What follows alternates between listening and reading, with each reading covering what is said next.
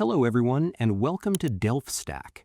When you attempt to access a web page on Google Chrome and are blocked by the ERR CERT DATE INVALID message, it typically means your device's internal calendar is no longer synchronized with the website's security certificate.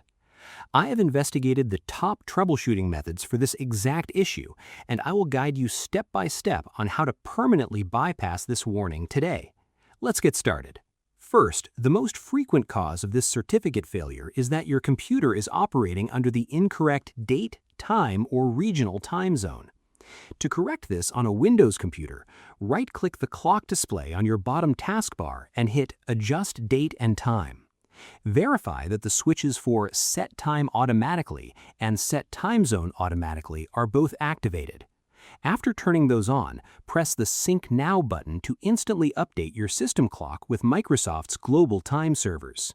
Next, if your system clock is correct but the error persists, the local network itself might be intercepting your connection.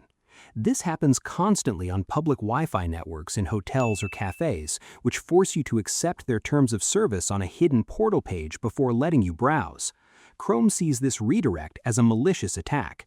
To fix this, open a new tab and type in a non-encrypted address like http://neverssl.com.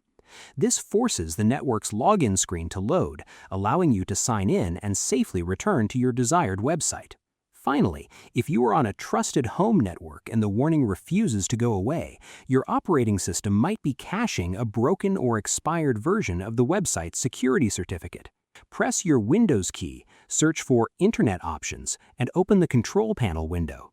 Navigate to the Content tab near the top and click on the button that says Clear SSL State. Click OK. Completely close out of your Google Chrome application and then relaunch it to establish a brand new secure connection. I hope this tutorial helped you resolve the certificate issue quickly. Please remember to drop a like, share this video, and subscribe to the channel for more daily troubleshooting guides. Thanks for watching, and see you next time.